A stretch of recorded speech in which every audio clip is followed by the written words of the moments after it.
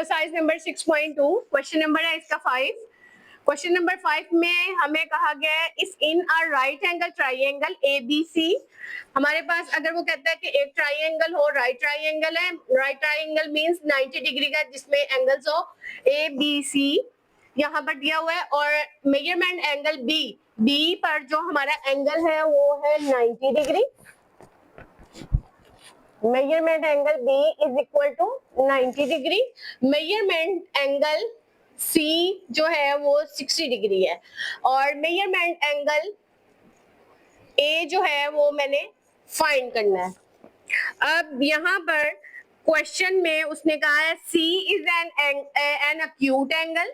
Acute angle हमारा उस angle को कहते हैं जो 90 से छोटा हो और 0 से बड़ा हो, उसको हम अक्यूट एंगल बोलते हैं। Also sine measurement angle A, यहाँ पर साइन हमें दिया हुआ है मेजरमेंट एंगल A इक्वल दिया है A बाय B, ये वैल्यू उसकी दी हुई है। वो कहते हैं then find the following trigonometric ratio.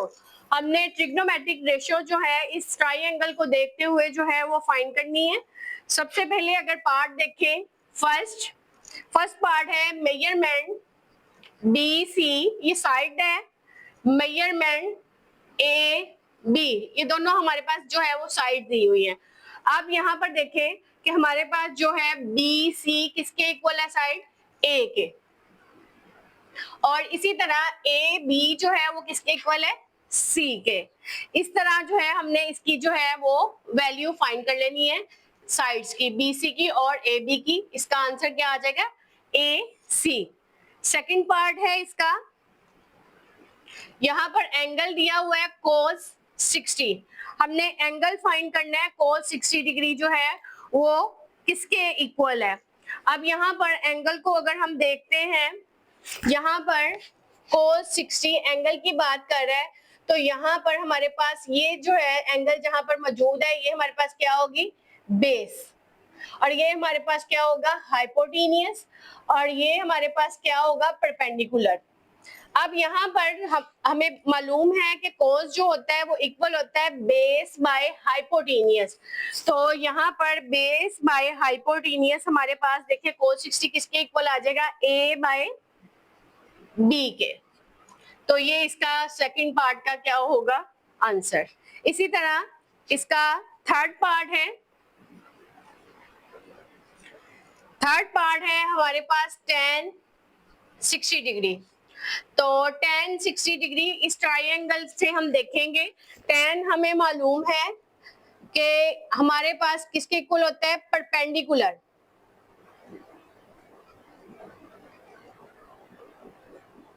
Perpendicular by base. तो यहाँ पर परपेंडिकुलर क्या कौन सा है हमारे पास, C, और बेस क्या है, A। तो इस तरह tan 60 डिग्री जो है वो इक्वल होगा C बाय A के। इसका फोर्थ पार्ट है, फोर्थ पार्ट में देखें कोसिकेंड हमारे पास है पाई बाय 3। तो कोसिकेंड जो है वो किसके इक्वल होता है, कोसिकेंड हमारे पास इक्वल होगा 1 बाय साइन के, और एंगल है पाई बाय 3। तो पाई बाय 3 देखें हमारे पास एंगल कौन सा बनता है, अगर हम इसको सोल्व करें 180 डिवाइडेड बाय 3, 3 1 जा 3, 3 6 जा 18 और 0, ये हमारे पास कौन सा एंगल आ रहा है, 60 डिग्री। तो 60 डिग्री देखें इसी डायग्राम में हम लोग इसको सोल्व करेंगे यहाँ पर। तो 1 बाय साइन पाई बाय 3, तो इक्वल किसके होता है, साइन जो है हमारे पास इक्वल होता है परपेंडिकुलर बाय हाइपोटेनियस। तो यहाँ पर देखें इधर ही हम पुट कर लेते हैं इसको, देखिए ये हमारे पास जो है साइन पाई बाय 3 हमारे पास इक्वल होता है परपेंडिकुलर बाय हाइपोटेनियस। तो इसको मैं उल्ट दूंगी, ये हमारे पास आ जाएगा हाइपोटेनियस बाय परपेंडिकुलर।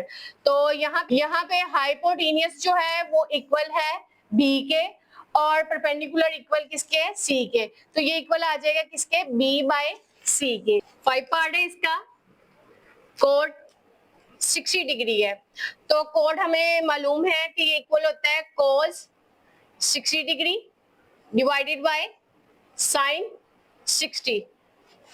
और अगर हम रेशियोज में देखें तो यहाँ पर कॉस बाय साइन, तो ये इक्वल होगा हमारे पास बेस ओवर परपेंडिकुलर। तो यहाँ पर अगर हम इसकी वैल्यू देखें, बेस की वैल्यू हमारे पास क्या आ रही है a, और परपेंडिकुलर की वैल्यू हमारे पास क्या आ रही है c। तो इस तरह कॉट 60 डिग्री किसके इक्वल होगा, a बाय c के। चलते हैं इसके नेक्स्ट पार्ट की तरफ। 6 पार्ट है इसका, साइन 30 डिग्री। अब यहाँ पर इस डायग्राम पर थोड़ा सा गौर करें। यहाँ पर हमारे पास जो है इस डायग्राम में यहाँ पर है 90 डिग्री, यहाँ पर है 60 डिग्री, जबकि हमारा जो 6 पार्ट है इसका वो हमें कह रहा है कि इसका 30 डिग्री जो है वो एंगल फाइंड करें। अब सबसे पहले तो ये है कि हमारे पास बी एंगल भी मौजूद था, हमारे पास सी एंगल भी मौजूद था, हमारे पास एंगल जो है ए जो है वो मौजूद नहीं था। अब यहाँ पर सबसे पहले ये है कि हम जो है इसको मेजरमेंट एंगल ए को फाइंड कर लेते हैं।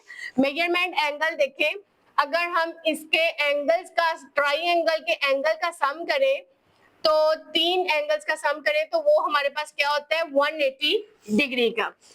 तो इसी तरह देखें, जब मैंने मेजरमेंट एंगल ए जो है वो फाइंड करना है, मेजरमेंट एंगल ए, तो मेजरमेंट एंगल ए क्या है 180 डिग्री में से हम सब्ट्रैक्ट कर देंगे 90 डिग्री को, और हम 60 डिग्री को माइनस कर देंगे इसमें से।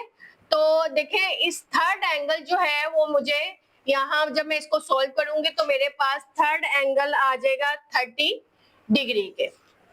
अगेन बता रही हूं, sum of the angles of the triangle equal किसके होता है 180 डिग्री के। इसका मतलब है यहाँ पर देखें x1 एंगल जो है θ1 कर ले, θ1 प्लस θ2 प्लस θ3 इक्वल किसके होना चाहिए 180 डिग्री के। और यहाँ पर अगर मैं यहाँ पर θ1 ले रही हूँ, a को अगर θ1 कह देती हूँ तो वो मेरे पास जो है वो मैंने इसको फाइंड करना है, और θ2 जो है वो मैं b को कह देती हूँ, ये मेरे पास 90 डिग्री होगा।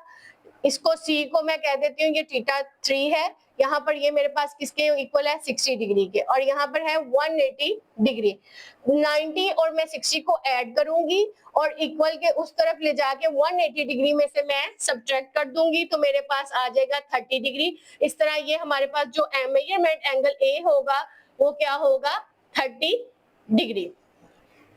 तो चलते हैं इस क्वेश्चन के पार्ट की तरफ। साइन 30 डिग्री है।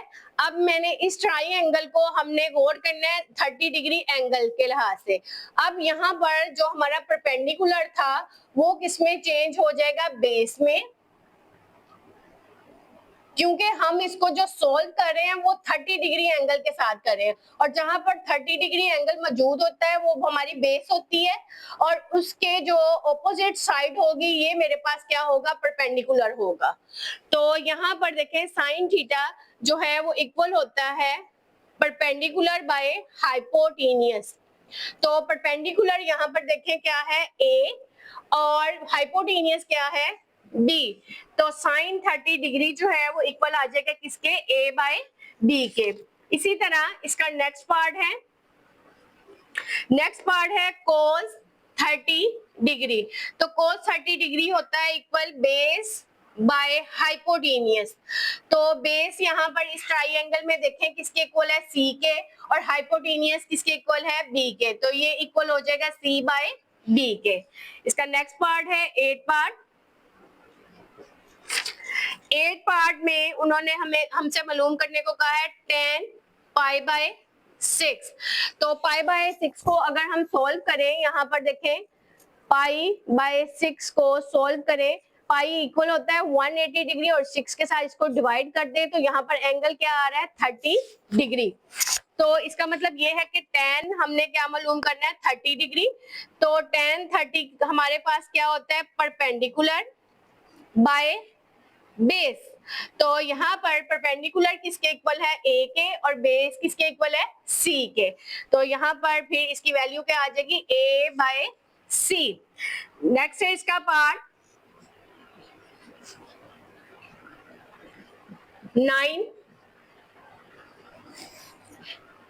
9 पार्ट है सेकेंड 30 डिग्री। तो सेकेंड 30 देखें हमारे पास ये इनवर्स होता है किसका, कोस थीटा का। तो ये हमारे पास क्या है, 1 बाय कोस 30 डिग्री होगा। तो यहाँ पर कोस जो है हम पढ़ चुके हैं कि वो किसके इक्वल होता है, बेस बाय हाइपोटेनियस।